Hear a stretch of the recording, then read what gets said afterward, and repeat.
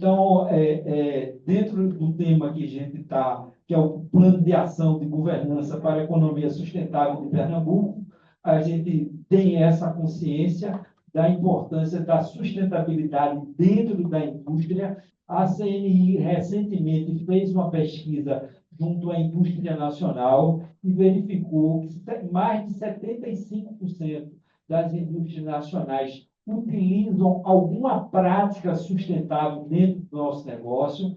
O setor industrial está atento ao tema, tem agido na parte de gestão de resíduos sólidos, na parte de recursos hídricos, muita empresa usando uso de água. Nós temos evoluído, mas temos muito ainda o que fazer, não só das oportunidades que esse novo momento se apresenta em função do que o Nordeste oferece, e também nós temos aqui no nosso estado. Então, vamos ter a oportunidade da secretária apresentar dois programas importantíssimos gestados pelo governo do estado de Pernambuco, no sentido de motivar, conclamar todo o pernambucano e principalmente o industrial pernambucano, através de executivos, de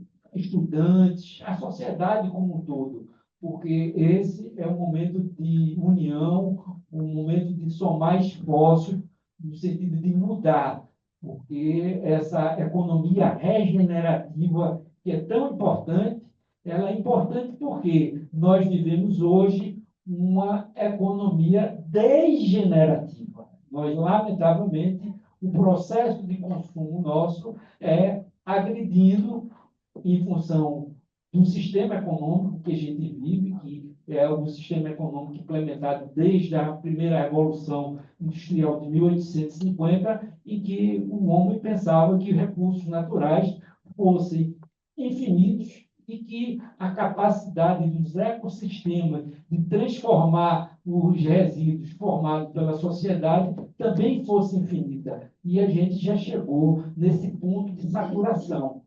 Dentro dessa saturação, nós temos saída. Agora, essa saída precisa ter efetivamente consciência, precisa ter ciência, precisa ter inovação, precisa ter tecnologia.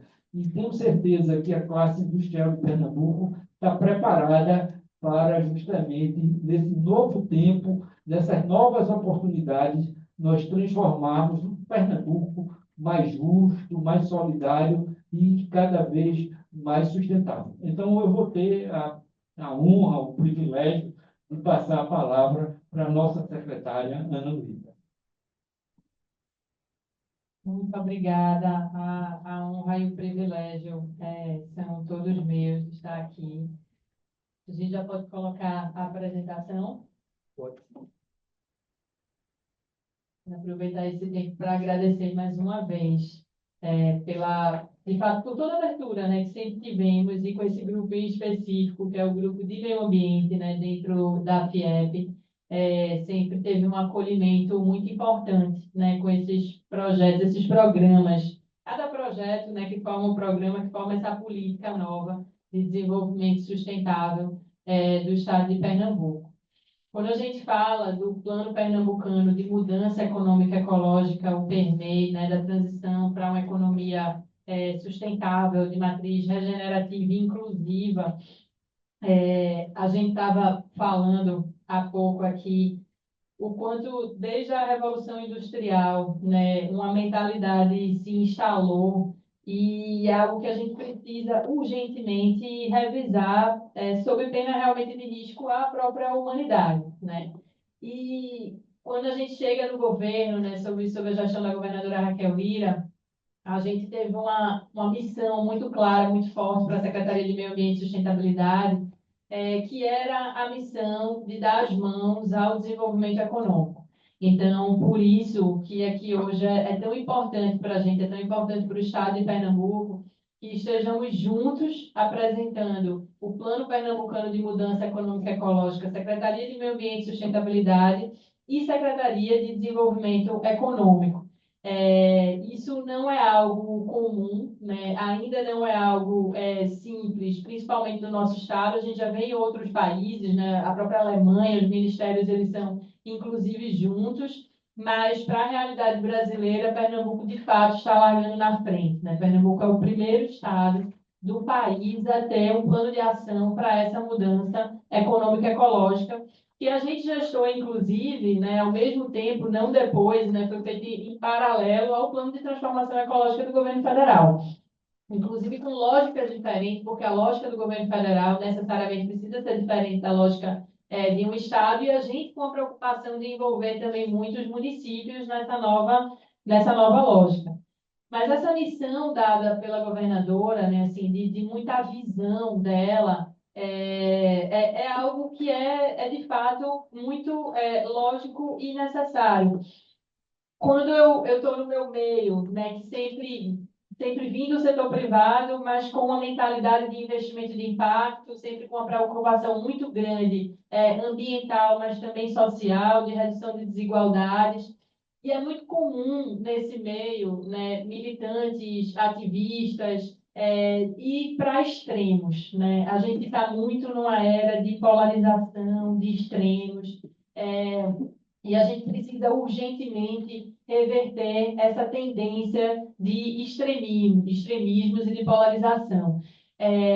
Muitas vezes a gente vê reações, né, ativistas enfim, ao setor industrial como um todo, né, assim, você vê que setores inteiros, né, muitas vezes eles têm uma desconfiança, uma certa, né, o setor agro, o setor industrial, e é algo que é completamente injusto. E a gente pode lidar com essa transformação necessária com base em dados, né? Quando a gente tem contato com alguns movimentos que vão um pouco por esse lado, que a gente enxerga esse viés.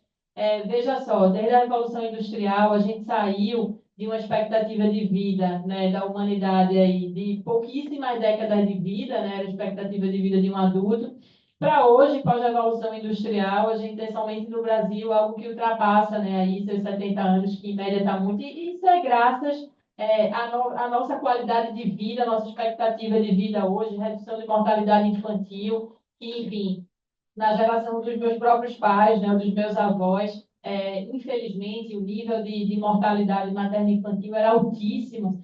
E somente com essa revolução industrial, com esse desenvolvimento da indústria, né, esse desenvolvimento econômico, é que a gente consegue hoje ter uma qualidade de vida, né, uma possibilidade, uma expectativa no nível que temos hoje.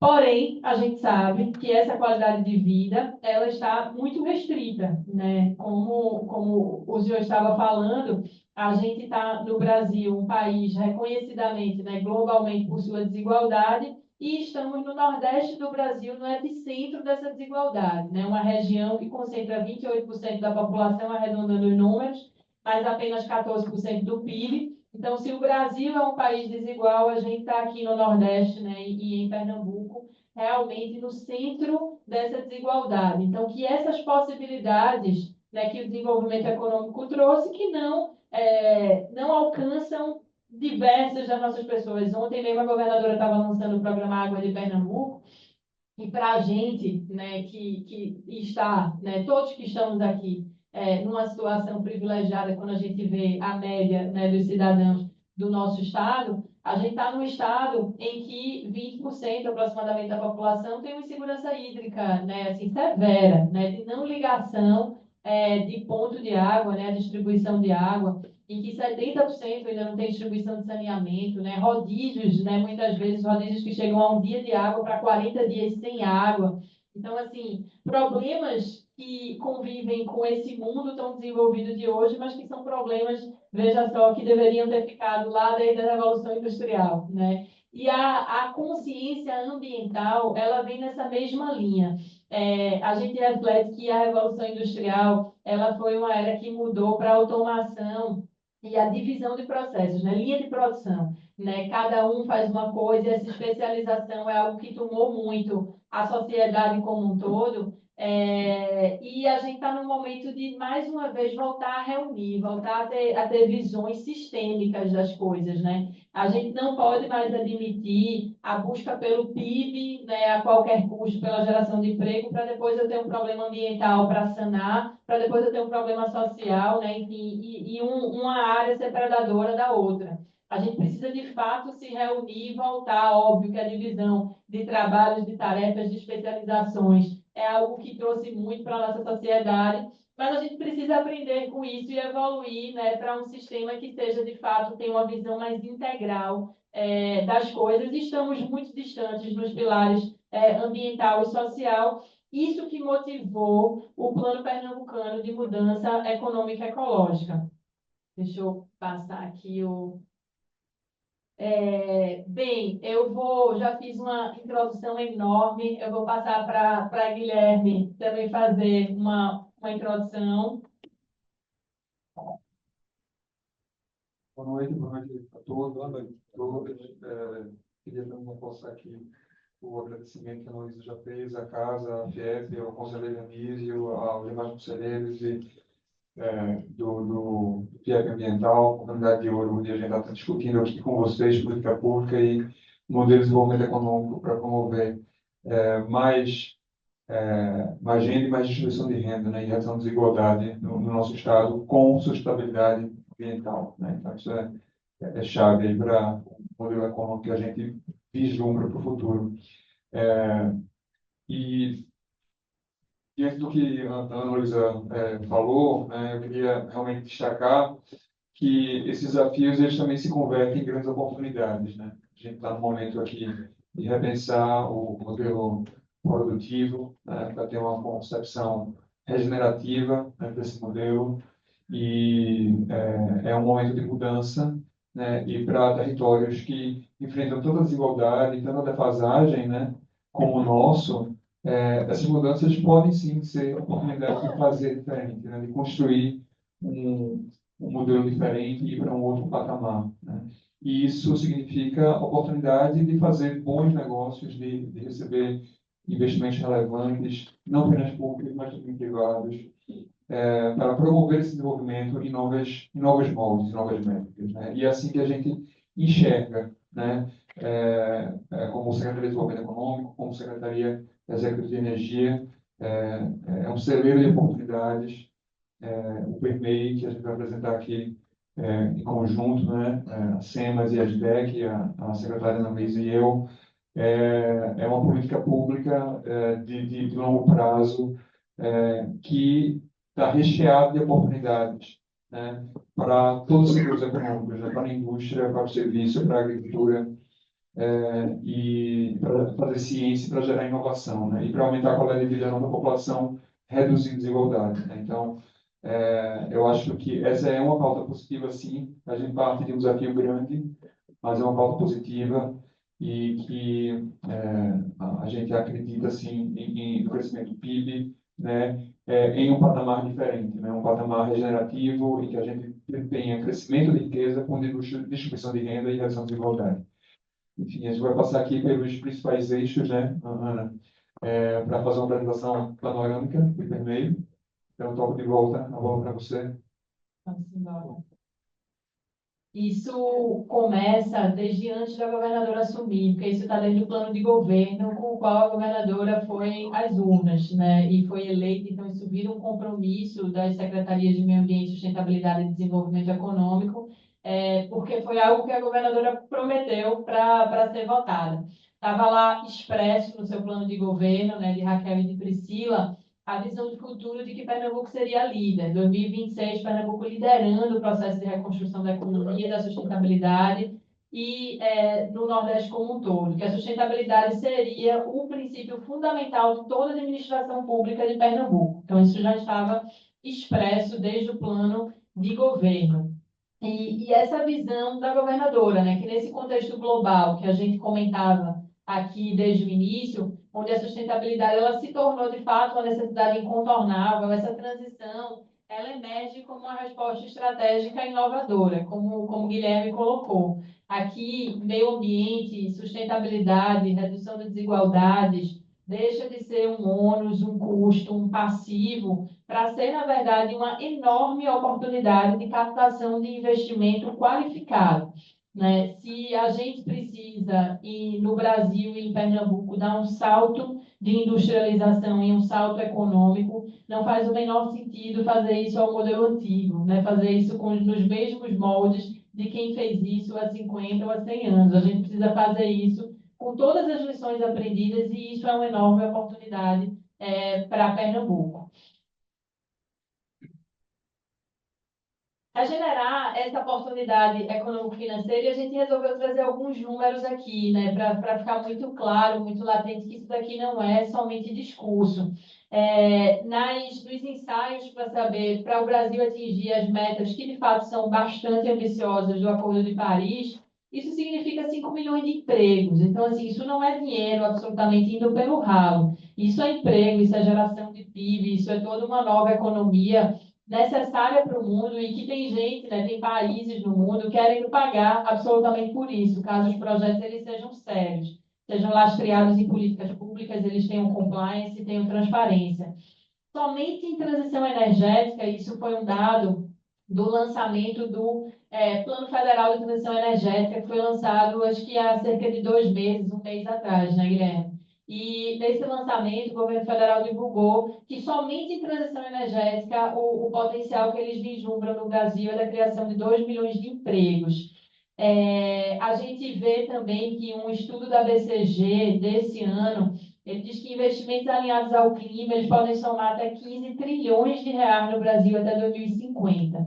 Então, assim, as cifras, elas realmente demonstram que isso não é utopia, que isso não é sonho, que isso não é aventura, né? Que, na verdade, isso é uma aposta extremamente acertada e oportuna para o estado de Pernambuco. A gente teve o PERMEI, ele, como eu mostrei aqui, a ideia dele, né, surge desde antes de nós, né, secretários, assumirmos ou sermos convidados, surge desde a proposta da própria governadora na campanha, mas que a gente começou a organizar isso melhor, né, quando ela assumiu, e que foi lançado o próprio PERMEI quando da presença da governadora, e do secretário Guilherme Cavalcante e eu estávamos juntos na COP, né, em Dubai, na Conferência do Clima do ano passado.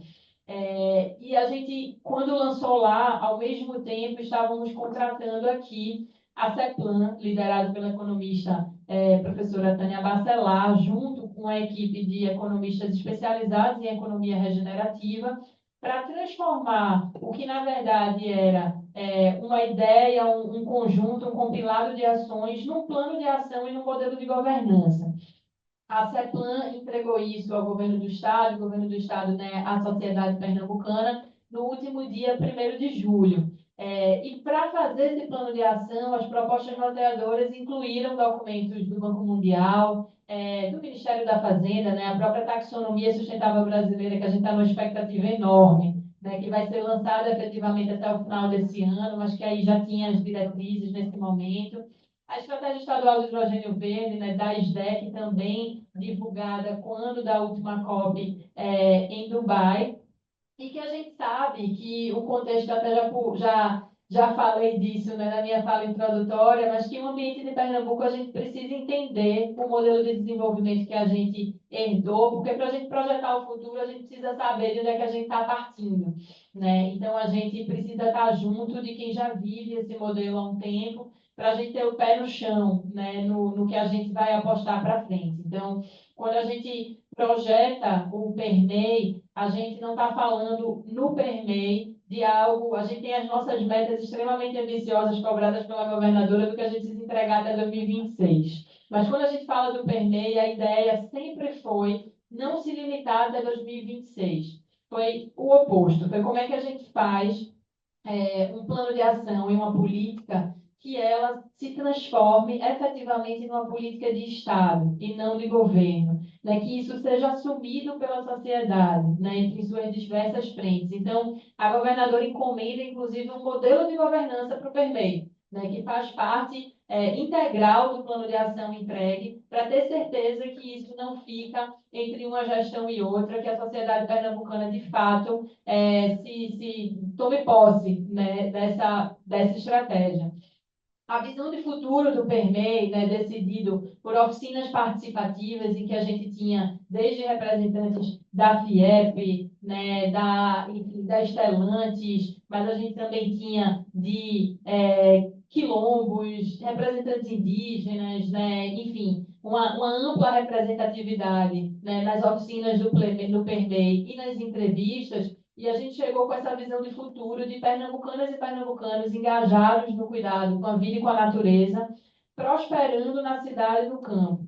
Veja que esse prosperando aí, a gente tem um significado muito importante nele, porque quando a gente fala em meio ambiente, de fato, a natureza, né, traz para a gente muito pronto as maiores tecnologias que a gente precisa para combater as mudanças climáticas, né, para a gente ter saúde, né, que é a própria árvore, os nossos cursos hídricos. Mas a gente sabe que é natural do ser humano, como eu estava dizendo, a gente quer ir além, né? A gente teve um processo de desenvolvimento aí e a prosperidade, ela traz esse equilíbrio, né? Eu preciso prosperar, eu preciso sim ter desenvolvimento econômico, né? A gente não quer absolutamente em Pernambuco ficar para trás, a gente quer mais ciência, a gente quer mais tecnologia, a gente quer mais produção, né? A gente quer mais eficiência, mais produtividade, mas a gente quer isso com um cuidado com a vida e com a natureza. Então, é o equilíbrio entre a prosperidade e o cuidado. As iniciativas estratégicas, a gente tem 5 eixos. Eu e Guilherme, a gente combinou de fazer essa dobradinha aqui, passar por os eixos, e não por acaso, o eixo 1 é de fomento a investimentos sustentáveis e regenerativos. Isso mesmo, Ana. Então, o eixo primeiro, né, trata do fomento a investimentos sustentáveis e regenerativos, e esse eixo ele é basilar para a construção da estratégia de atração de investimento e desenvolvimento econômico que temos no governo, né? Eu queria voltar aqui à minha fala de há pouco, de que de grandes desafios surgem grandes oportunidades.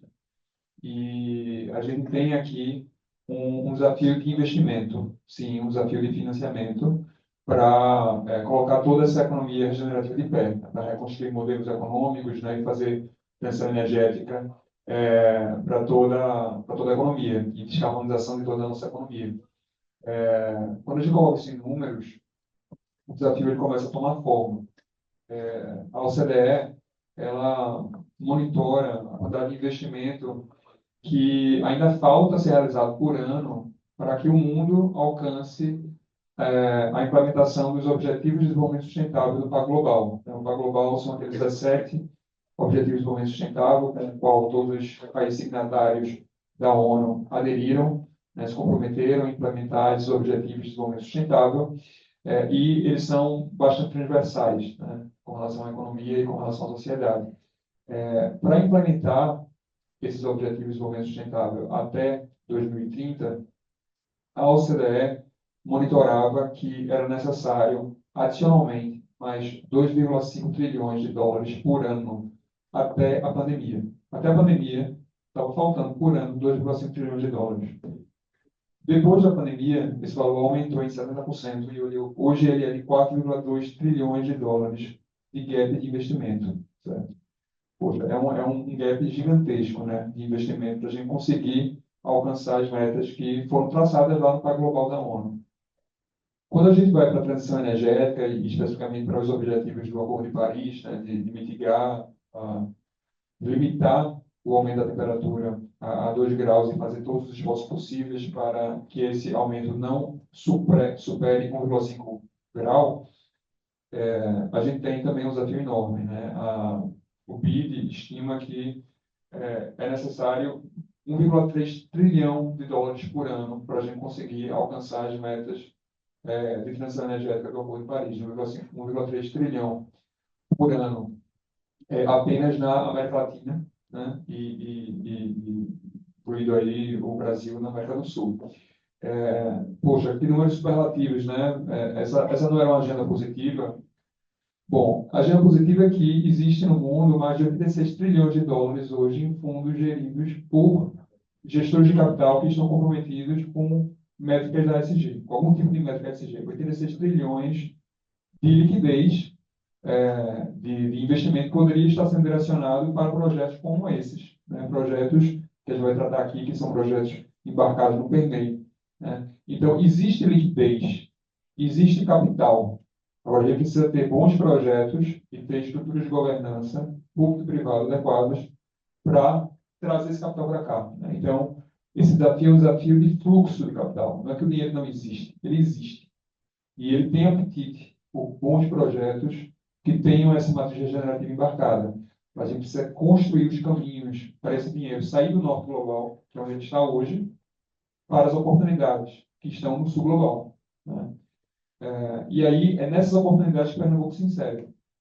Por quê? Porque nesse contexto em que existe liquidez, existe demanda, mas faltam talvez projetos preparados para receber esse investimento, determinados territórios, né, que reúnem alguns atributos, eles vão sair na frente, né? E que territórios são esses? São territórios que, em primeiro lugar, têm uma abundância de energia renovável, são territórios que têm uma infraestrutura base para habilitar a implantação de grandes projetos, né? Você tem que ter um mínimo de infraestrutura para conseguir implementar esses grandes projetos de transição energética, por exemplo.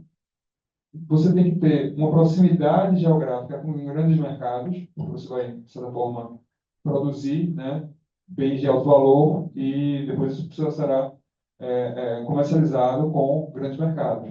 Estados Unidos, Europa, né, são grandes mercados. E eu acho que vocês já estão vendo onde eu quero chegar, né? E você precisa ter territórios que tenham estabilidade política, sejam territórios pacíficos, e territórios que tenham políticas públicas convergentes com esses objetivos. Então, o que eu quero dizer com isso é que Pernambuco atende todos esses critérios. Pernambuco atende todos esses critérios e não são muitos os territórios que atendem esses critérios para estar na primeira fila para captar esses investimentos e para tornar esses projetos de realidade. Por que Pernambuco preenche esses critérios? Bom, vamos falar agora da energia renovável, né? Então, Pernambuco está no coração do Nordeste, que é responsável por essa revolução das novas renováveis, né, solar e eólica, que se verifica nesse país há 20 anos, né? Então, a fonte eólica e a fonte solar, né, mais recentemente o crescimento da biomassa também, tem permitido que o Brasil se coloque no mundo num patamar completamente descolado em termos de transição energética, né? Nós somos o melhor aluno da turma, sem sombra de dúvida, com relação à transição energética, e muito disso é possibilitado pelo potencial de recursos naturais que existe aqui no Nordeste, e Pernambuco incluído, né?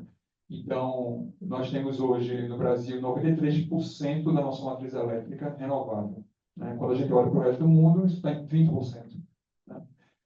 A gente tem no Brasil 49% da matriz energética, né? Que é um conceito mais amplo, renovável, né? Quando a gente vai para o resto do mundo, está em 14%. Então, assim, nós estamos muito à frente, né? E Pernambuco é abundante nos recursos naturais, que são capazes de dar essa nova habilidade à nossa matriz energética. Nós estamos monitorando, acompanhando e trabalhando continuamente junto ao governo federal para que Pernambuco também tenha a infraestrutura de transmissão de energia para dar capacidade de escoamento para todo esse potencial que nós temos aqui, certo? Então, nós também estamos trabalhando numa agenda de curto, médio e longo prazo para que tenhamos investimentos aqui no Estado para assegurar que todo esse potencial de energia renovável ele vai ser capturado cada vez mais e se refletir em projetos, né? Fazendo um breve parênteses aqui, nesse momento a gente tem 3,9 bilhões de reais contratados em obras dos últimos leilões de transmissão para reforçar a capacidade de escoamento dos projetos de geração de energia em Pernambuco e para permitir conexão de grandes cargas em Pernambuco. 3,9 bilhões de investimento em linhas de transmissão e subestações que vão ser construídas. A meta de 2029, a gente trabalha diariamente com o Ministério para acelerar isso para ficar para 2028. Certo? Então, o que eu quero dizer aqui é que energia renovável a gente tem, infraestrutura, a gente trabalha diariamente para ter essa infraestrutura para assegurar a capacidade de conexão e escoamento desses projetos. Mas eu falei de outros atributos também, né, com relação à infraestrutura. Em Pernambuco, eu não posso deixar de falar do Porto Suape, né? O que o Porto Suape representa para linkar a capacidade de receber grandes projetos com a capacidade de escoamento desses grandes mercados, como Europa e Estados Unidos. Então, Porto Suape é um porto do Brasil. A categoria, o padrão do porto, o patamar do Porto Suape, Suape não é um porto de Pernambuco, ele é um porto nacional, ele é importante para a estratégia de desenvolvimento nacional. E hoje ele é talvez o único porto que seja capaz de dar vazão à retomada em ritmo acelerado do crescimento do país. Porque Suape tem hoje uma capacidade de aumentar em 4 vezes a sua área, né, em uma região completamente já licenciada do ponto de vista ambiental, abraçado com um cinturão verde, né, então a gente consegue aumentar essa capacidade instalada em Suape, preservando 10 mil hectares de floresta. Assim, então, como é que o que eu estou falando aqui? Estou falando que é um porto que tem uma capacidade de expansão única nesse momento no país e consegue fazer isso com 10 mil hectares de área de preservação de Mata Atlântica. Então, assim, é a estratégia que a gente está discutindo aqui, né, Ana, materializada. Então, assim, é uma infraestrutura que coloca Suape hoje como líder nos granéis líquidos do país, né, com o maior hub de veículos, né, então, assim, com o líder nacional em cabotagem. Então, é um ponto muito capaz de receber grandes projetos, né, com sustentabilidade e de dar vazão a essa produção para o resto do país e para o resto do mundo, né? Então, Suape é, sem dúvida, um atributo muito importante que assegura que a gente tem esse potencial para captar esses grandes investimentos. E eu adiciono ainda algo que está na pauta essa semana, que é a disponibilidade hídrica, que é tão importante para essa economia, essa neoindustrialização verde, né? Então, desde o pacote de obras que foi anunciado esta semana pela nossa governadora, né, um pacote de 6,1 bilhões no programa Águas de Pernambuco, existe lá o reforço, né, e a construção de novas barragens no sistema produtor de água, que atende Suape, Cabo Santo Agostinho e Pujuca. E essas novas barragens que serão construídas, além de dar mais resiliência climática para toda aquela região, essas novas barragens elas vão aumentar em 10 vezes a disponibilidade hídrica para Porto Suape, Pujuca e Cabo Santo Agostinho. Então, o que é isso? Isso é um compromisso de resiliência climática, um compromisso de assegurar o recurso hídrico para a população e para assegurar que o desenvolvimento dessa nova indústria não irá concorrer com o uso humano desse recurso fundamental para a vida, que é a água. Então, isso a gente também tem aqui em Pernambuco. E a gente tem uma capacidade de inovar e de formar capital humano que é atestada, né? Então, a gente tem aqui a experiência do Porto Digital, a gente tem aqui a experiência das nossas instituições de ensino, que são referências nacionais e internacionais, né? A Universidade Federal de Pernambuco, a Universidade Estadual de Pernambuco, tantas instituições privadas que estão aqui, né? O Sistema S apoiando na formação, na capacitação da mão de obra que vai ser necessária, mais do que necessária, para essa nova industrialização, né? Então, a gente tem aqui uma cesta de atributos que coloca Pernambuco realmente numa condição diferenciada. E isso já se nota na prática, isso já está se convertendo em investimento real. A Stellantis anunciou no primeiro semestre desse ano um investimento de 13 bilhões de reais, 13 bilhões de reais no polo automotivo de Goiânia. Esses 13 bilhões de reais, eles são destinados, isso é informação pública anunciada pela companhia, são destinados a projetos de descarbonização e projetos para desenvolver novas plataformas, novos modelos de veículos que são biohíbridos, ou seja, isso é a nova fronteira da descarbonização na mobilidade, né? É você ter tecnologia que associa o biocombustível com a eletrificação, né? E esses novos modelos serão desenvolvidos na Fábrica de Goiânia, com esse investimento que está sendo feito aí pela Stellantis. Então, o que é isso? Isso é a Stellantis identificando que a gente tem capacidade de inovar, a gente tem capacidade de fazer indústria de ponta, e fazendo aqui se beneficia de uma energia limpa, abundante, barata, que já ajuda a descarbonização do processo como um todo, né?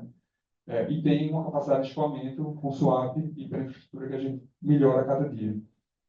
O investimento recente aí anunciado pela European Energy, uma empresa dinamarquesa, numa planta de metanol verde em Suape, 2 bilhões de reais, com contrato já assinado, vinculante, né, uma decisão de investimento tomada para implantar uma planta de metanol verde que está associada ao hidrogênio verde, né? Não se fala sobre o hidrogênio verde, mas o hidrogênio verde tem um valor incrível na transição energética quando ele é agregado a outros, quando a gente aproveita o potencial dos seus derivados, como o metanol verde, né, que pode ser utilizado para descarbonizar o transporte marítimo, que é um setor difícil de descarbonizar, né? E o metanol verde ele vem para isso. Então a gente tem uma planta aí anunciada no Porto de Suape, que vai mobilizar 2 bilhões de investimento com a capacidade de gerar 250 empregos diretos e 15 mil empregos indiretos, né? Então, por que eu estou falando de emprego aqui e já estou falando aqui de combustível do futuro, né?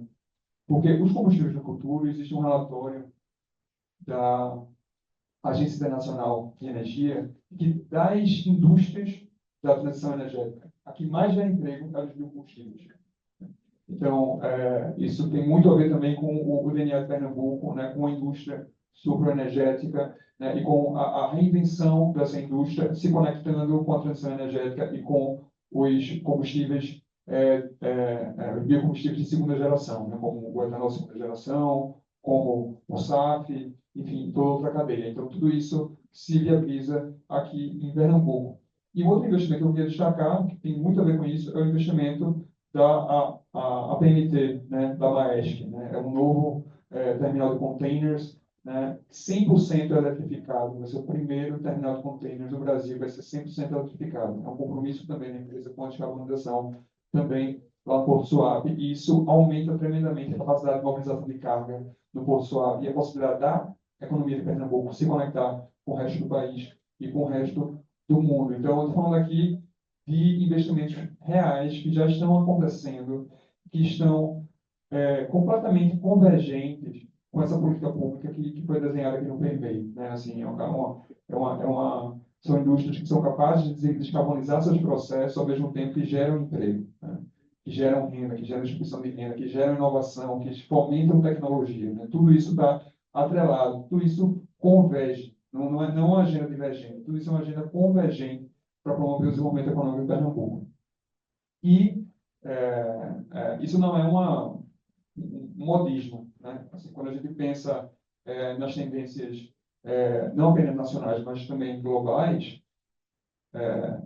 eu gosto sempre de falar do que foi criado recentemente lá na Europa, que é o CBAM, é o Carbon Border Adjustment Mechanism, ou seja, é o mecanismo de ajuste de carbono na fronteira. Isso é uma legislação do continente europeu, da União Europeia, que já está em vigor, em fase de transição, que a partir de 2026 já começa a ser efetivamente cobrado, né? E o que é isso? Os produtos, quando eles cruzarem a fronteira do continente europeu, vai ser calculado a pegada de carbono daquele produto. E se aquela pegada de carbono estiver em discordância com os padrões europeus, vai ser cobrada uma tarifa na entrada, que é o preço do carbono. Então, por isso que Pernambuco precisa aproveitar essa oportunidade, porque isso faz Pernambuco mais competitivo. Então, se a gente tiver uma indústria descarbonizada, atenta à necessidade de migrar para um modelo produtivo mais sustentável, o nosso produto chegará lá na Europa, como chegará lá em tantos outros mercados, competitivo também por ser sustentável. E se não for sustentável, vai pagar a conta. Então, isso é real, isso é material. Essas externalidades ambientais que por tanto tempo elas eram só teoria, agora elas estão sendo cobradas na prática, né? E isso pode sim virar oportunidade e estratégia de redução de investimento, como tem sido aqui em Pernambuco, né? Então, esse é o eixo 1, né? E eu falei muito dele porque ele é muito importante no desenvolvimento econômico e acho que ele tem tudo a ver com a materialidade de todo esse discurso aqui. Então, você agora. O eixo 2 é o eixo de mobilização cultural e educativa para o desenvolvimento sustentável. Quando a gente estava falando com a CEPLAN sobre a metodologia mesmo, né? E ficou muito a discussão que esse precisava ter o nome de eixo 1, porque quando a gente fala de mobilização cultural e educativa, é a base de tudo, enfim. Mas aí tinha uma corrente lá, eu incluí, que insistia que a gente precisava entrar de cara com os investimentos sustentáveis, Guilherme, porque a gente precisava mostrar que, de fato, isso daí tinha uma sustentação econômica forte, sabe? Que a gente não estava falando de algo que era fofo, né? Que, enfim, que não movimentasse a economia, enfim. Então, a gente abriu mão, colocou como eixo 2, né? O que deve ser, obviamente, né? Anísio, você já falou sobre isso, eu acho que a gente estava offline ainda, então vale a pena eu repetir, mas que, de fato, a educação, ela precisa ser a base, né, para tudo isso. E aí, o Plantar Juntos, tem alguns slides no final que a gente vai focar mais no Plantar Juntos, então eu vou falar muito rapidamente aqui sobre o movimento, porque hoje a gente tinha dois grandes objetivos, era apresentar o PERMEI, o Plano Pernambucano de Mudança Econômica e Ecológica, mas também mobilizar, né, a rede da FIEP para o Plantar Juntos. Então, a gente vai falar em um pouco mais detalhes do Plantar Juntos daqui a pouco, depois que a gente detalhar melhor o PERMEI. O eixo 3, fala aí, Guilherme, por favor. Então, os três, gente, ele tem a ver com a necessidade da gente ter essa nova indústria acompanhada de um setor de inovação, de serviço, que seja capaz de prover serviços sofisticados em tecnologia, inovação, para acompanhar e para lastrear esse movimento de economia regenerativa e neoindustrialização verde, né? Então, é muito importante, né, que Pernambuco tenha o capital humano pronto, não só para ser força de trabalho, mas também para ser força criativa, né, e gerar tecnologia, gerar inovação aqui em Pernambuco. Isso é importante não apenas para uma questão de desenvolvimento, mas também porque esses projetos, né, e a gente fala às vezes de tecnologias que são novas, né, indústrias que estão se estabelecendo agora, como a indústria do hidrogênio verde, né, esses projetos eles vão enfrentar desafios que estão muito relacionados às características do território, né? Então, um projeto, uma planta de metanol que se estabelece aqui em Pernambuco, ela vai enfrentar desafios diferentes de uma planta de metanol que se estabelece na Índia, por exemplo, ou na Austrália, né, em qualquer outro lugar. Então, é preciso que a gente tenha um know-how local conectado com esses grandes projetos, porque senão eles não conseguem ser eficientes em endereçar desafios locais. Então, esse know-how local ele é feito com o apoio do ecossistema empreendedor local e com o apoio da ciência desenvolvida localmente, né? Em conexão com as melhores práticas, com as melhores ideias, né? O que é de vanguarda no resto do mundo, mas é preciso que a academia e a produção de ciência, a pesquisa e desenvolvimento estejam juntas nesse processo. E no governo, isso se materializa numa série de projetos, mas eu queria citar um em especial, que é o Cientista Retado. O Cientista Retado foi lançado esse ano pela Secretaria de Ciência, Tecnologia e Inovação, a SECTE, junto com a Fundação de Amparo à Ciência e Tecnologia de Pernambuco, a FACEP. E o Cientista Retado, ele é um edital de 10,5 bilhões, que visa encontrar, né, fomentar soluções inovadoras para desafios reais em setores estratégicos do Estado de Pernambuco, certo? Então, esse edital está se desdobrando, digamos assim, em capítulos, e o primeiro capítulo, a primeira solução inovadora, está sendo buscada uma solução para atender uma necessidade da Secretaria de Desenvolvimento Urbano e Habitação, de encontrar soluções de engenharia não convencionais para a contenção de encostas, que possam ser utilizadas em escala, em larga escala, e tenham uma baixa pegada de carbono. Então, esse projeto já está em andamento, né? A Secretaria de Desenvolvimento Urbano e Habitação já está desenvolvendo essa primeira parte do projeto dentro dos recursos do Cientista Retado. Então, mais uma vez, isso tem a ver com cidades sustentáveis, com geração de tecnologia e sempre atento a ter uma baixa pegada de carbono. O outro projeto que está em curso, já do Cientista Retado, é um projeto da SEMA, já que está aqui sob o chapéu de Ana Luísa, um projeto super interessante de mapeamento das regiões costeiras e estuarinas que estão mais vulneráveis às mudanças climáticas, para que a gente possa ter um plano de ação, né, para ter medidas para mitigar e adaptar, né, e proteger essas áreas com relação aos efeitos das mudanças climáticas, né, nas áreas costeiras e estuarinas. Então, mais uma vez, inovação, é pesquisa, é ciência, para assegurar que a gente sabe fazer e a gente consegue fazer uma economia que continue funcionando no ambiente de adaptação e resiliência climática diante das medidas das mudanças climáticas que a gente já enfrenta todos os dias.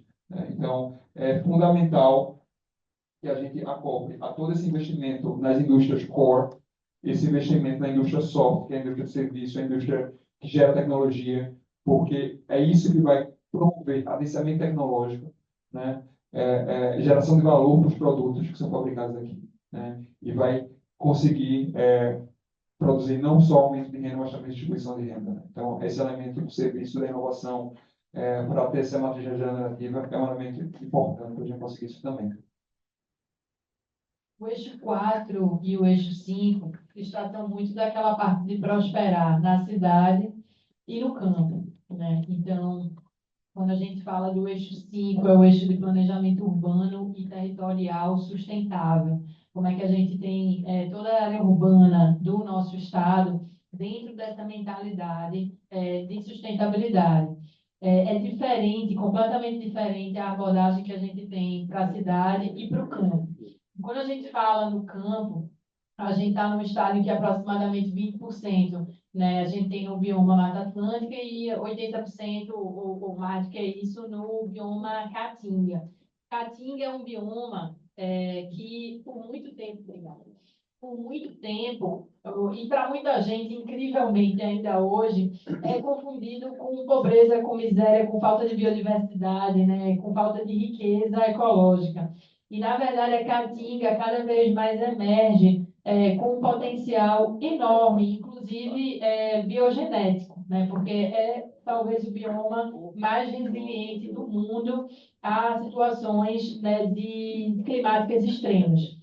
Então, a gente tem um potencial, uma joia realmente aí, né, cobrindo 80% do nosso território, e que a gente precisa começar pela consciência, enquanto pernambucano, da joia que é a nossa caatinga. É incrível como a gente está fazendo um trabalho nas temas, né, com a nossa gerência de comunicação, inclusive de renovar os bancos de dados dos veículos de imprensa do Estado sobre a caatinga, porque sempre que a notícia é caatinga, a foto é o solo rachado. E a gente começou a mandar, né, fotos, desmistificar, porque as fotos que a gente fez, né, lá nas temas, né, tá até por aqui, e todas as nossas missões da Caatinga, né, a gente fica lá se maravilhando com a floresta que né, a Caatinga, aquele verde abundante, aquela riqueza de fauna, de flora. Então, a gente precisa mudar isso, né, inclusive, na consciência do pernambucano. A gente teve no último dia 10, agora recente, o tempo está tanta coisa que eu já nem sei se dia 10 foi essa semana ou foi semana passada, não sei que foi recentemente. A gente assinou o contrato do primeiro edital da Caatinga, né, de Pernambuco. Foi um edital que foi lançado no dia da Caatinga pela governadora, dia 28 de abril, e a gente fez um chamamento público para selecionar uma organização para ficar responsável pelo plantio de 500 árvores de espécies nativas da Caatinga em sistemas que sejam socioambientais. Então, privilegiando os sistemas agroflorestais, envolvendo os pequenos agricultores, né, com toda uma mentalidade realmente de junção do econômico e do social, com a nossa meta prioritária, que era a meta prioritária do reflorestamento, né, do meio ambiente na Caatinga. Então, vencemos as etapas de lançamento de edital, de toda análise de propostas, né? Ele já trabalhou muito duro aí nessa seleção e assinamos com a Fundação Araripe no último dia 10, já para dar aí o pontapé inicial ao plantio dessas árvores na Caatinga. Quando a gente fala sobre o passo a passo, eu não vou entrar em muitos detalhes, mas isso é um extrato do que está lá no projeto, né, no que foi entregue, no plano de ação entregue, que a gente vê que tem todo já um desenho de uma organização social para tomar a governança do PERME e ter certeza que isso passa realmente para a sociedade pernambucana, que isso não fica somente dentro da gestão pública. O nosso chamado no PERMEI, né, é a gente fazer com que a gente resgate esse papel, né, pernambucano de ousadia, né? Essa ousadia de agora, né, que a gente quer retomar nesse espírito pernambucano da ousadia, é Pernambuco liderar globalmente a passagem para o modelo de desenvolvimento de matriz regenerativo, feito realmente em conjunto com a sociedade, que a gente consiga mostrar em Pernambuco que é possível equilibrar uma transição energética com justiça social, que seja includente, que permita as pessoas estarem bem do sertão ao litoral, na cidade e no campo. Né? E o chamado final para o PNE é que o governo é somente um catalisador. Né? A gente absolutamente não quer que isso fique apenas no governo do Estado de Pernambuco. Né? Isso precisa passar para a sociedade e somente com cada um de vocês é que a gente vai chegar lá. Passando um pouquinho aqui para o Plantar Juntos, o Plantar Juntos faz parte do PERMEI, né? O PERMEI é um grande guarda-chuva, mas o Plantar Juntos a gente tem essa meta mais clara de reflorestamento efetivamente no estado de Pernambuco. A gente criou os eixos dentro do Plantar Juntos, organizações ali é o que de fato tem mais o volume de dinheiro público empregado, por exemplo, esse edital que foi recentemente contratado, né, o primeiro grande edital do programa Plantar Juntos para 500 mil árvores, 16 milhões de reais com a Fundação Araripe, está nesse eixo de organizações. Mas a gente não podia deixar que o Plantar Juntos ficasse somente numa relação bilateral entre governo do Estado e organizações. A gente precisava envolver toda a sociedade nisso. Então, criamos o eixo Plantar Juntos Educação, para envolver aí todas as escolas do Estado de Pernambuco. Estamos no esforço, num diálogo grande, também com a Associação de Escolas Privadas, né, do Estado, para a gente não ficar somente na parceria com as escolas públicas. A gente tem um Plantar Junto Cidadão. Peço, por favor, que cada um que está aqui, né, na nossa audiência, baixe o aplicativo na loja do Google, na loja da Apple, Plantar Juntos Pernambuco, né? Então, baixar o nosso aplicativo do Plantar Junto Cidadão. O Plantar Juntos Municípios, que é fundamental, né? As árvores, a gente é governo do Estado, mas as árvores elas precisam ser plantadas de fato, num território que está dentro de um município. Então, a articulação com o município para dizer quais são as áreas prioritárias para reflorestamento, para plantio, para que isso seja organizado, é fundamental. A gente está caminhando bem com nossa meta, né? Hoje, pela manhã, estávamos assinando com a prefeita de Camaragibe, né? Com a prefeitura de Camaragibe, o Plantar Juntos Municípios. Já temos diversos municípios assinando, temos uma meta ousada aí, né? De esperar e virar as novas gestões municipais para a gente dar uma turbinada nos municípios que fazem adesão ao Plantar Juntos. E temos uma meta bem ousada que a gente espera contar, né, bastante com a FIEP, para o Plantar Juntos ASG, né, das empresas que precisam fazer parte desse movimento. Aqui a ideia não é nem a gente colocar uma meta que seja real para as empresas. Né? O governo do Estado ele não quer transferir essa meta das 4 milhões de árvores ou 4 milhões de árvores equivalentes, né, esse custo. A ideia não é essa. A ideia é que se a gente faz um movimento, a gente sai muito mais forte, enquanto caso de Pernambuco, com o envolvimento da sociedade como um todo. Então, assim, a gente não colocou nenhum mínimo de árvores para as empresas elas fazerem adesão. A gente sugere um mínimo, dependendo do porte da empresa, mas o que a gente mais quer é ter as empresas junto, né? Então, contribuindo com o que for realmente, de fato, realista, né? Para cada empresa, mobilizando muitas vezes o seu corpo de colaboradores nessas ações de educação ambiental e de monitoramento. Então, é esse amplo movimento que a gente está construindo em Pernambuco, né, que vá muito além da instituição, governo do Estado, mas que abrace o Estado como um todo. A gente tem formas de participação, né, já deixando aqui para, no fim das contas, já deixando até o contato para que as empresas, né, que estão nos escutando já façam essa adesão, mas desde membro pleno, né, que faz a doação da muda, disponibiliza a área, faz a execução do plantio e o monitoramento, como membro executor, membro doador, membro facilitador, membro de apoio técnico ambiental, enfim, tem diversas formas de aderir ao movimento. A gente colocou um print ali do ladinho, no extremo direito da tela, de uma publicação, né, do blog Aldeia da Gente, dessa ação que foi hoje, porque ali, né, a gente espera que daqui a um tempo a foto ela não esteja tão árida quanto está hoje, né? Porque hoje, nesse mesmo local, foram plantadas aí, né, foram 160 mudas de árvores nativas de Mata Atlântica, e numa parceria, assim, que para a gente é o que faz a gente vibrar no Plantar Juntos. Porque nessa ação de hoje, né, facilitado pelo governo, mas estava assinando junto a Prefeitura de Camaragibe, disponibilizando a área, a empresa Ultra Mega Hospitalar, que entrou como membro pleno, doou as 160 mudas e vai fazer o monitoramento do crescimento dessas mudas por 3 anos. Né? E aí estava a escola também junto, participando dessa ação de educação ambiental no plantio. Então, é isso que o governo do Estado quer, né? Ser um facilitador, um articulador e um catalisador desse movimento de restauro florestal no Estado de Pernambuco, né? A gente não tem quantidade mínima, né? Tem uma quantidade que a gente sugere para cada empresa.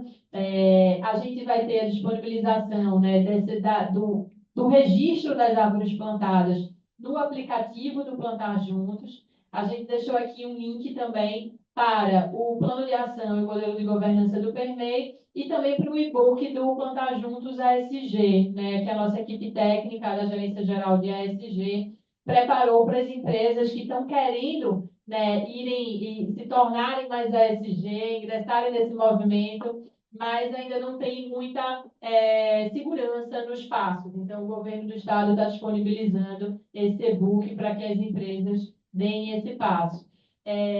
Isso, a gente fica aqui à disposição para as dúvidas que eventualmente tenham chegado e para a gente continuar esse bate-papo. Obrigada.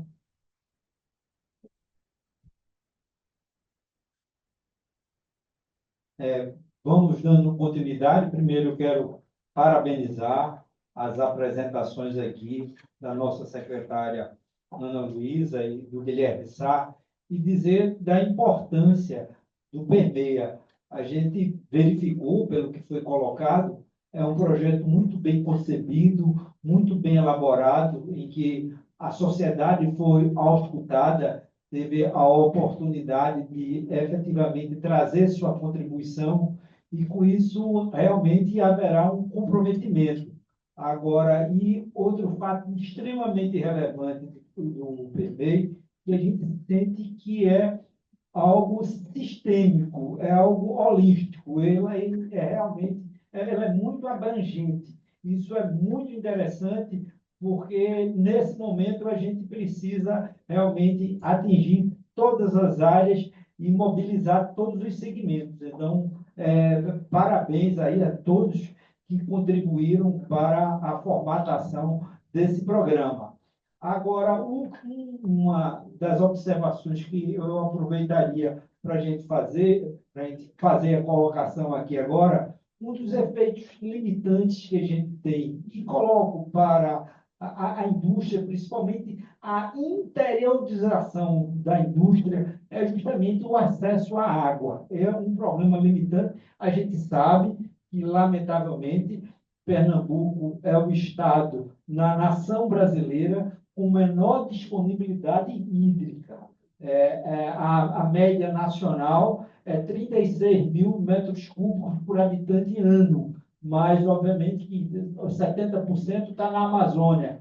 Mas Pernambuco, a nossa disponibilidade hídrica é na faixa de 1.300 metros cúbicos por habitante ano. Então, é uma disponibilidade muito baixa. Então, nós temos, por obrigação, ser extremamente eficiente na gestão de recursos hídricos. Mas a oferta hídrica é fundamental para determinadas atividades econômicas. Então, a secretária colocou que, recentemente, a governadora estabeleceu um programa. Se ela pudesse dar algumas mais informações sobre esse programa de oferta hídrica, aí seria muito interessante, principalmente para os nossos participantes do interior, que nós temos um número muito significativo de participantes. Para a senhora ter uma ideia, agora nós estamos com 145 participantes aqui na nossa live, mas muitos deles também localizados no interior. Se a senhora pudesse detalhar um pouco, trazer um pouco mais de informação com esse programa de oferta hídrica. Maravilha. Obrigada, Anísio. Eu vou até sugerir que talvez uma pauta para um próximo FIEP ambiental pudesse ser a apresentação do Águas de Pernambuco, porque é um projeto extremamente robusto, né? Foi apresentado ontem pelo secretário Almir Cirilo, pelo presidente Alex Campos, né, da Compesa, mas também por Suzana, né, presidente da APAC. Então, uma conjunção aí de Secretaria de Recursos Hídricos, Compesa e APAC, de algo que é, de fato, grandioso, né, em termos de volume de investimentos. Eu vou pedir para Guilherme detalhar um pouco melhor, até inclusive da interseção do Águas de Pernambuco com o desenvolvimento econômico, mas frisar, Anísio, que quando a gente foi transformar o PERMEI de um conceito e de um compilado de ações e de projetos em um plano de ação, a nossa preocupação em contratar, inclusive, a CEPLAN, né, e alguém como Tânia Bacelar, Jorge Jatobá, né, Paulo Guimarães, enfim, que conhecem como ninguém a realidade do Estado, era a gente manter o pé no chão, né? É a gente ter gente que conhece, que consegue criticar o nosso potencial, mas também as nossas limitações atuais, né? E que precisa ser feito para que a gente tenha algo que seja factível, né? Que saia efetivamente do papel. A interiorização sempre foi uma preocupação constante, inclusive hoje fiquei extremamente feliz com a notícia, não sei se os senhores acompanharam, do anúncio do novo campus da UFPE em Sertânia. E isso, assim, eu fiquei vibrando, porque isso é o permeio na veia, assim, de competitividade para Pernambuco.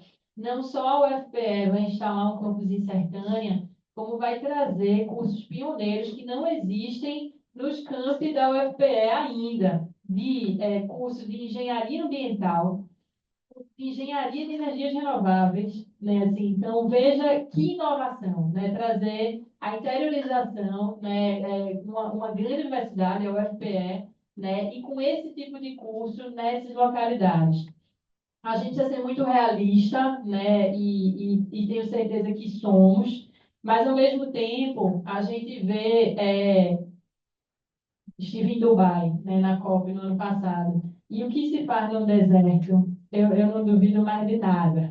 Né? Quando se tem, de fato, os investimentos e as políticas prioritárias, que não é um modelo de desenvolvimento que estou, né, comparando, né, com o nosso, é uma outra mentalidade que se propõe aqui a ser feita, mas que todos os passos para ter esse pé no chão, né, com as potencialidades e os investimentos necessários para superar essas adversidades estão sendo feitos.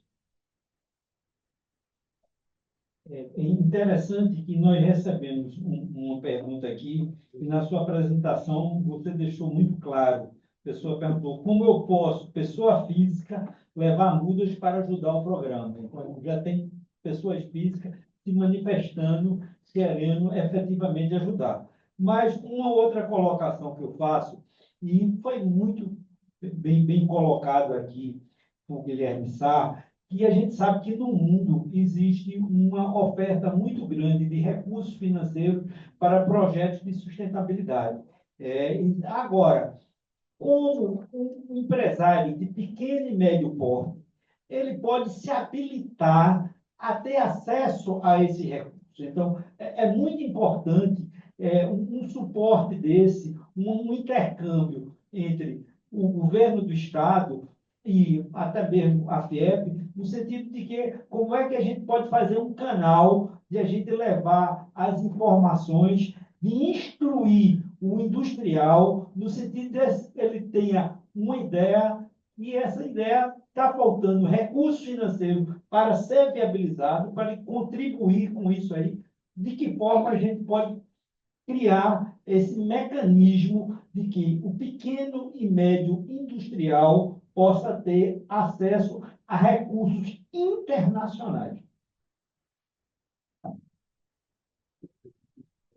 O acesso a esse recurso internacional ele é sempre mais desafiador, né? E a gente sabe que é preciso compartilhar mais informação e gerar mais know-how para conseguir acessar esse recurso, né?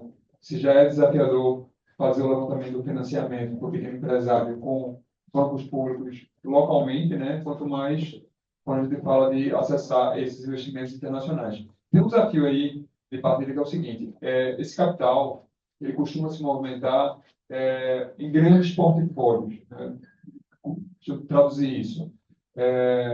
Para que esse capital ele aporte numa determinada localidade, você geralmente precisa ter um pipeline composto, pode ser por pequenos projetos, mas tem que ser muitos pequenos projetos para justificar digamos assim, o custo de administração daquele capital todo que está sendo investido, né? Porque são fundos grandes, né? E eles geralmente se movimentam para investir em grandes portfólios, que podem até ser formados por pequenos projetos, mas tem que ser muitos projetos, né?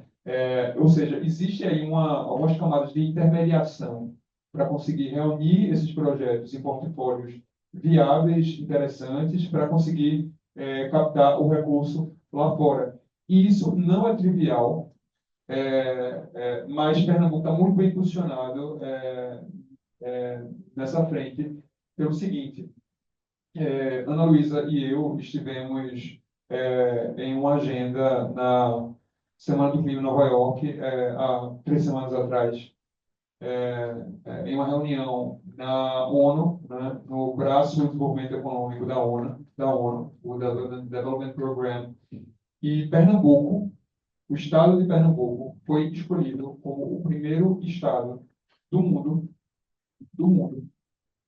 que vai ser estudado e caso base para um novo fundo que está sendo montado pelos bancos que estão ali por trás da ONU, ou seja, o Banco Mundial, BNDES, Banco Interamericano, enfim.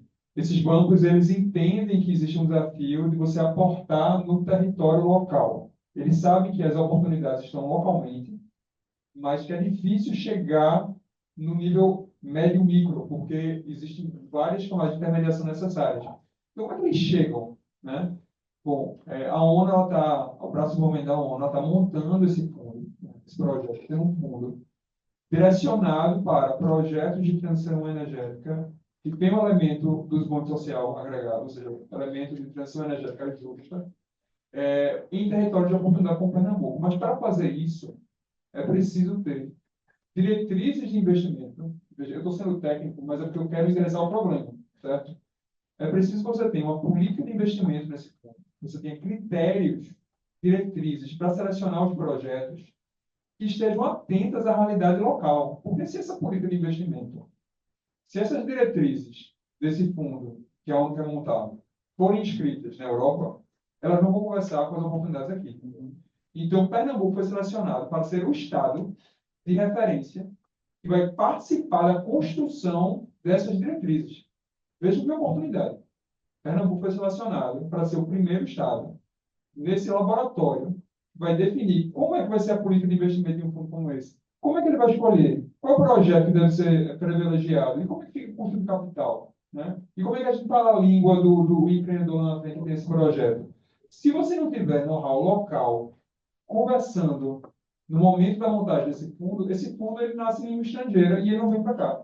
Ou ele pode até tentar vir para cá e não conseguir. Porque bate esses critérios lá esse fundo ele precisa de governança. Então, você vai conseguir investir se os critérios forem atendidos. Se os critérios forem mais mal desenhados, a gente perde a oportunidade. Então, o que eu quero dizer aqui é o seguinte: existem vários desafios para a gente fazer esse movimento de capital, esse fluxo, desbloquear esse fluxo de capital do norte para o sul global e para Pernambuco. Mas o diabo mora nos detalhes. E a gente está trabalhando nos detalhes. E Pernambuco está com essa notícia de que somos o primeiro estado nesse laboratório. O projeto é Finanças Justas, Finanças para uma Transição Energética Verde e Justa. Né? Eles têm uma sigla que chama FGET. Né? Eu não gosto do estrangeirismo, mas ele ainda não foi traduzido. Então, é Finance for Just and Green Energy Transition. Certo? Finanças para uma transição energética verde e justa. E Pernambuco é o estado selecionado. Ana Luísa e eu estávamos lá recebendo essa confirmação em nome da governadora Raquel Lira. Então, assim, estamos trabalhando diariamente porque o desafio é real, né? mas a gente só resolve se a gente vai em cima dos detalhes, e acho que ele está fazendo isso sim. Muito interessante, você traz para a gente essa informação que Pernambuco torna-se um case mundial. Isso é muito importante que o pernambucano saiba disso, né? Nós temos que nos valorizar. Então, realmente uma notícia muito alvissareira. Mas eu vou ter a oportunidade de passar a palavra para uma pessoa muito querida, membro do nosso Conselho Temático do Meio Ambiente, minha professora, Fátima Braga. Bom,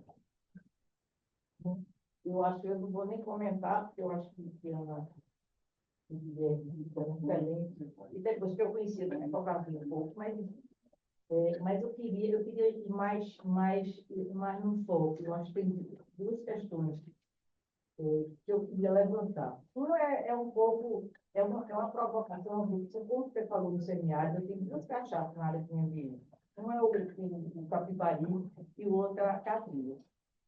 E tem, já que você está falando recuperar e tal, eu me lembrei que eu sou dada de Eduardo Lima. Você conhece? Conhece o trabalho dele. Todos os desenhos feitos por Margareth Miller, há 70 anos atrás. E ele foi andando. E ele mapeou a Caatinga toda também. Então, já que você estava falando, eu acho que era muito interessante você fazer esse resgate, né, do professor Dado, inclusive republicar o livro. Esse livro acabou. Ele foi uma publicação pessoal dele e ele sumiu. Então, é um trabalho lindíssimo, lindíssimo trabalho. Ver se você tinha possibilidade de resgatar esse livro. Né? O nome do livro. O nome do livro, eu acho que é Flores da Caatinga, alguma coisa assim, eu não me lembro exatamente, não. Mas ele, você localiza lá na Rural, o pessoal da Rural, enfim, a viúva do soldado, que ficou responsável pelo livro. E eu acho que era interessante, né, resgatar, porque eu acho que ele é um marco importante, né, nessa discussão da Caatinga, dos soldados. Né? E eu acho que a gente resgatar um pouco da história, né? E tudo isso que você estava falando da beleza da Caatinga, não sei o quê, ele coloca lá no livro. Por isso que Margareth Miller foi com ele. Ela fez todo o desenho. Entende? E aí eu também publiquei, junto ao Ministério do Meio Ambiente, com as crianças da Escola Recanto, um trabalho sobre a Caatinga, que foi premiado, foi prêmio nacional. Né? Também você poderia resgatar para as escolas públicas, via a secretaria, porque é sobre, como foi publicado pelo Ministério do Meio Ambiente, que era Krause, o ministro, né? Aí eu acho que havia alguma possibilidade de resgatar, para distribuir nas escolas, porque é exatamente isso, é muito em cima do trabalho do soldado. Só que as crianças foram para lá, fotografaram, ela mesma, a época criança, agora tudo profissional já. Né? Mas, enfim. Que maravilha. Isso é uma coisa que eu queria, que eu acho que era importante, sabe? Onde a gente está falando. E a outra coisa era em cima da questão da economia. E aí, Guilherme, me veio uma questão, quando a Anísio levantou algumas questões, uma essa questão da água, que é uma questão real, né? A gente o país tem a menor disponibilidade hídrica do país. Esse primeiro relatório que saiu foi em 2006, pela ANA, né? E ele, você tem muito como dar, tem, principalmente pegando o Agreste. Daí que justifica um pouco a transposição, tem um bocado de coisa. Mas, independente disso, eu digo assim, que isso é um dado, que como a gente vai trabalhar com a Caatinga, né?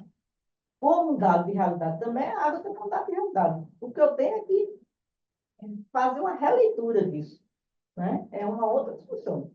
Mas eu queria voltar, e eu queria reforçar um pouco a questão olhando a questão dos empresários locais, me preocupa, não é que me preocupa, mas assim, a fala, quando a gente fala assim, há possibilidades, eu entendo, existe sim, né? A notícia que vocês deram foi excelente, né?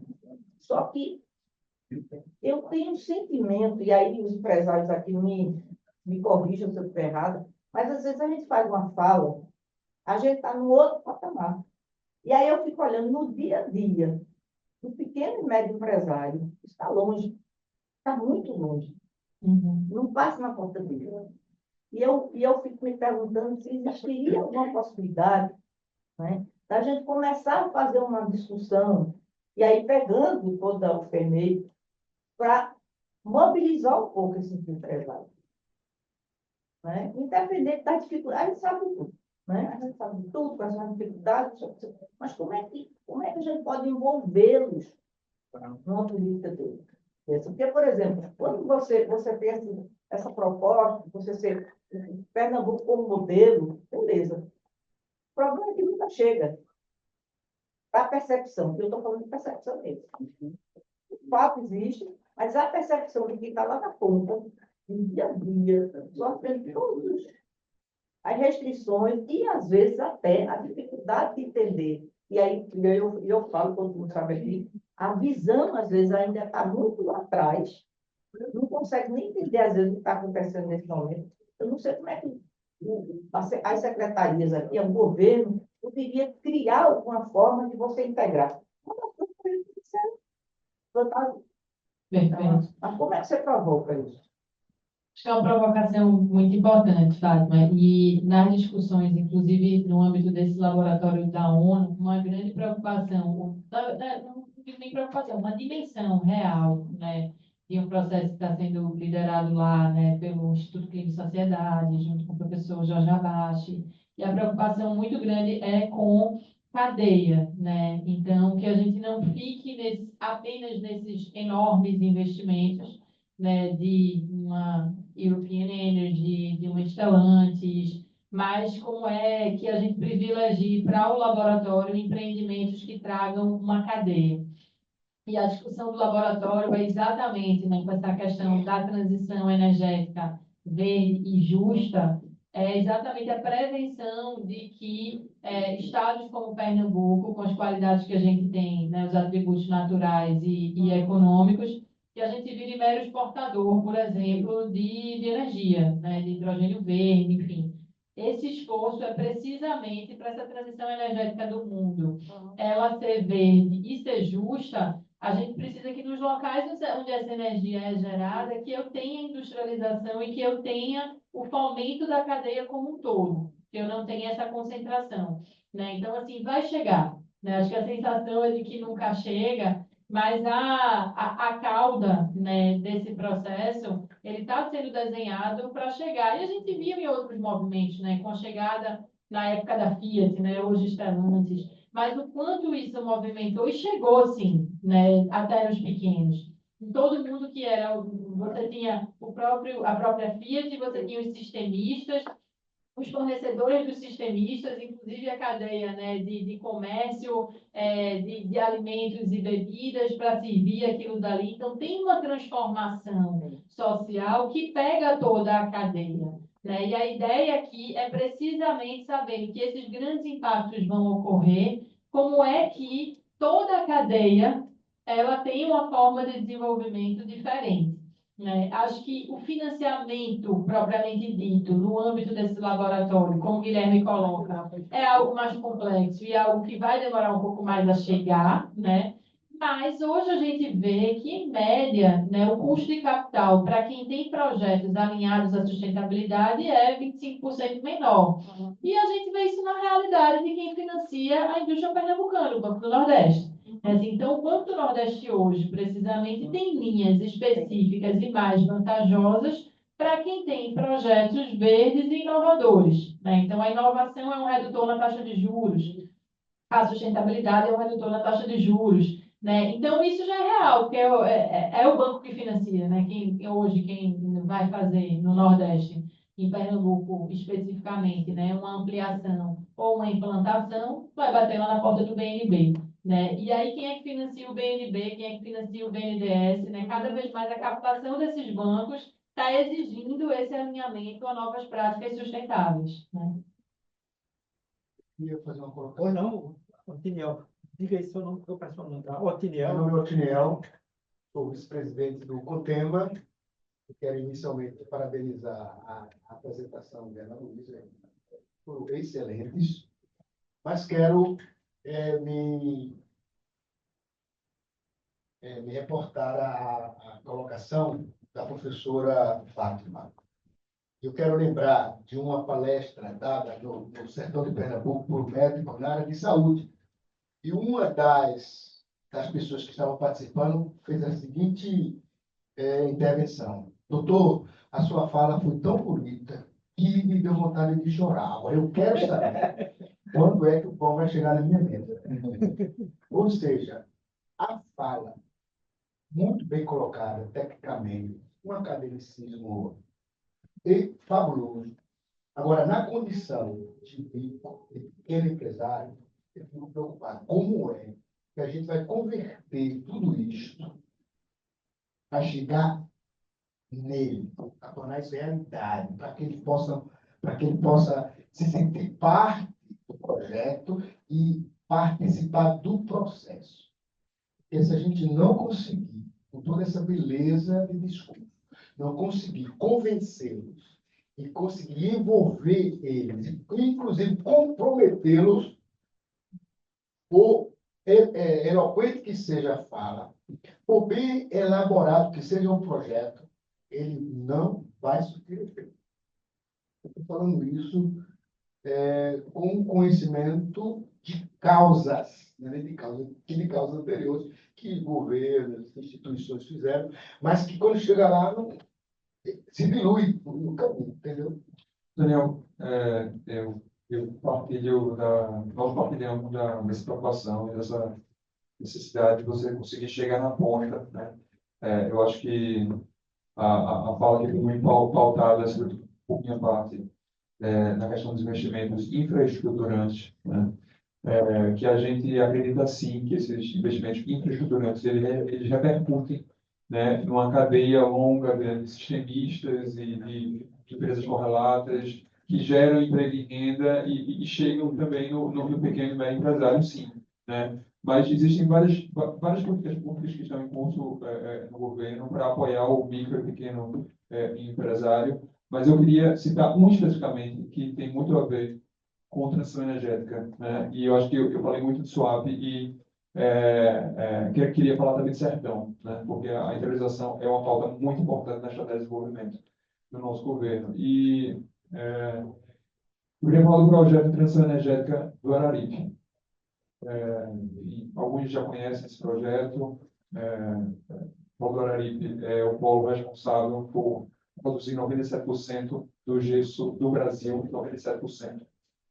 Um polo que gera 84 mil empregos, né? 84 mil empregos, e que hoje ele depende fortemente do uso da lenha para alimentar os povos e as calcinadoras.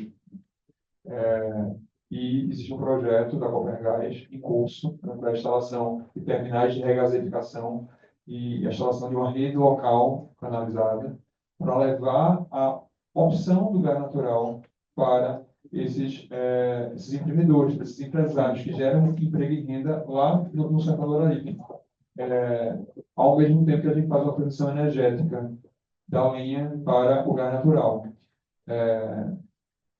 Esse projeto ele é apoiado também pelo microcrédito, né, disponibilizado com apoio da Agência de Empreendedorismo de Pernambuco, a AGE, né, que ela está fazendo um esforço de equalização das taxas para reduzir o custo, os juros do financiamento necessário para converter os fornos para o forno e a lenha passar a poder utilizar o gás natural. Ou seja, isso é uma atenção no nível micro, Daniel, porque uma coisa, não, eu vou construir isso. Se a gente tivesse pensado só no macro, constrói a determinada reservação, o pessoal se vira. Não, tem um investimento no nível micro para converter esses fornos. E a gente chegar junto com o capital incentivado para conseguir diminuir o risco para o empresário. Ela está numa tecnologia, ele está acostumado a fazer de um jeito, ele está tendo que fazer de outro, né? Então, a agência de empreendedorismo está chegando junto com a linha bem desenhada para isso. E eu queria ressaltar esse tema, esse projeto, também por um motivo, que eu falei há pouco. Você tem que ter um olhar local para identificar o que é a transição energética justa. Porque, veja só, eu estou falando da transição de lenha para gás natural. Na Europa, não se usa mais lenha. Então, se você estivesse falando lá com padrões europeus, Pô, eu quero que esse cara vá para a eletrificação direto, eu quero que ele vá direto para energia elétrica, a bateria renovável, a hidrogênio, o que seja. Mas ele está dizendo, não, aqui existe um problema socioambiental relacionado ao uso de lenha, que gera poluição, que gera desmatamento. E a gente precisa ajudar esse setor a ganhar mais eficiência, né? A proteger o bioma no qual ele está e continuar gerando emprego e renda. E a transição energética justa para esse setor continuar florescendo é da linha porque é natural. E essa sensibilidade precisa do olhar local. Porque se a gente chegar lá e dizer, não, vai ser eletrificação, não funciona. A gente precisa saber quais são os passos que cabem em cada momento, que são importantes para cada momento, para o desafio da realidade local. Então, esse é um projeto que eu acho belíssimo, certo? O gás natural ele tem que ser visto também como um combustível de transição, certo? Porque o gás natural ele permite a mistura com o biometano, que é um combustível 100% renovável, como já existe no projeto que está sendo realizado também para o Copergás, com a introdução de biometano oriundo lá do Ecoparque de Jaboatão.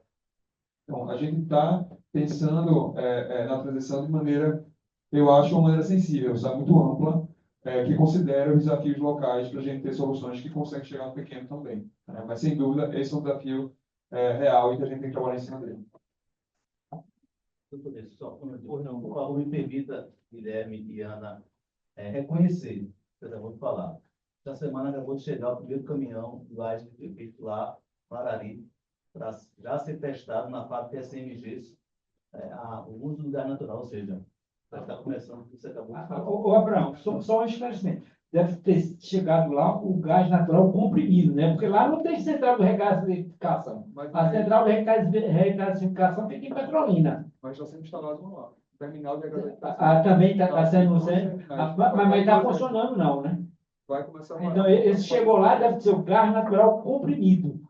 Não sei se veio de Petrolina, se veio de si. Mas essa informação é muito importante, que ele chegar liquefeito, realmente o efeito do transporte em termos de volume é 1 para 600, né? Se você tem um gás que você liquefaz ele, você ganha 600 vezes o volume. Agora, você precisa de uma central de regaseificação, como tem em Petrolina, que nós tivemos a oportunidade de efetivamente fazer. Isso é um avanço muito grande para Pernambuco. E essa região, o polo gesseiro do Araripe, é fundamental para a região do Araripe, e não só nessa transição, porque realmente nós estamos num processo de transição energética. Não há virada de chave, é um processo. Isso é gradativo. Hoje, para você ter uma ideia, o mundo, a gente consome hoje 100 milhões de barris de petróleo dia. Esse é o consumo do mundo. E a tendência é aumentar um pouco, ele só deve começar a cair em 2030. Mas as projeções para 2050, ainda o mundo está consumindo 50 milhões de barris de petróleo. Agora, como é que a gente vai efetivamente conviver com isso para chegar ao net zero? É tecnologia, CCSU. E é justamente você fazer a captura e o armazenamento do carbono. Aí você transforma tudo isso. Olha, o nosso REP ambiental é muito informal, está entendendo, secretário? Muito informal, nós estamos há 15 anos já, nós temos um público seleto e um público cativo, mas a gente tem um compromisso sempre, os nossos encontros entre 1h30, 1h20. Então, já estamos chegando no ensejo e quero deixar dizer, maravilhosas as apresentações e a ação do governo do Estado. Então, eu vou ter 2 minutos para cada um fazer as considerações finais e já fica registrado o agradecimento e no final eu tenho um convite a fazer a todos, não só os presentes, mas todos os que estão online participando aqui do nosso FIEP ambiental. Por favor, secretária. Usar esses minutos finais para agradecer mais uma vez a oportunidade, agradecer a audiência, né, cada uma e cada um que dedicaram esse tempo a participar, né, desse encontro. Reforçar que esse movimento ele não deve vir, né, somente do governo para o cidadão, para as empresas, né? Isso precisa ser algo feito e fomentado também a partir de cada um e de cada um que estão aqui, né, entendendo que essa é uma pauta prioritária já seria suficiente se fosse somente pela causa ambiental e pela causa social, né? Mas agora a gente tem a felicidade, né, de ter um reforço a mais, que não é somente pela consciência, né, ambiental e social, mas é também porque é uma grande oportunidade econômica. Então, que isso seja feito, né, por cada um abraçado. O governo do estado está aqui, né, liderando esse processo, mas que ele deve ser, sim, abraçado e feito por todos. Então, mais uma vez, muitíssimo obrigada. Conto que depois dessa live a gente vai ter pelo menos mais umas 70 empresas aí assinando o termo de adesão ao Plantar Juntos. Né? Já vou deixar aqui semasPernambuco@semas.gov.br para quem tenha qualquer. A gente tem um e-mail do próprio Plantar Juntos, né, Angela? plantarjuntos@semas.pe.gov.br, né, para as adesões. A gente espera muito amanhã abrir essa caixa de e-mail e já ter aí pelo menos uns 50 pedidos de adesão do setor empresarial. Muito obrigada. Então, eu queria também reforçar o agradecimento. Foi um prazer enorme estar aqui conversando com vocês e conversando com quem também está aí ouvindo e mandou pergunta para a gente. É um fórum super privilegiado, né? A gente vem aqui compartilhar e também aprende com vocês, com as colocações, né? E volta para lá para tentar fazer a melhor política pública, né? Pode ter certeza. E queria também reforçar aí o coro pelo Conta Junto, né? Gente, isso tem tudo a ver com a economia regenerativa, né? Engajar o setor privado e disseminar o conhecimento sobre como regenerar, como reflorestar, como plantar novamente, né? Isso é muito importante para que isso seja perpétuo, né? Isso perpetue, não seja apenas um projeto, seja um programa. Isso tem a ver com disponibilidade hídrica, né? Porque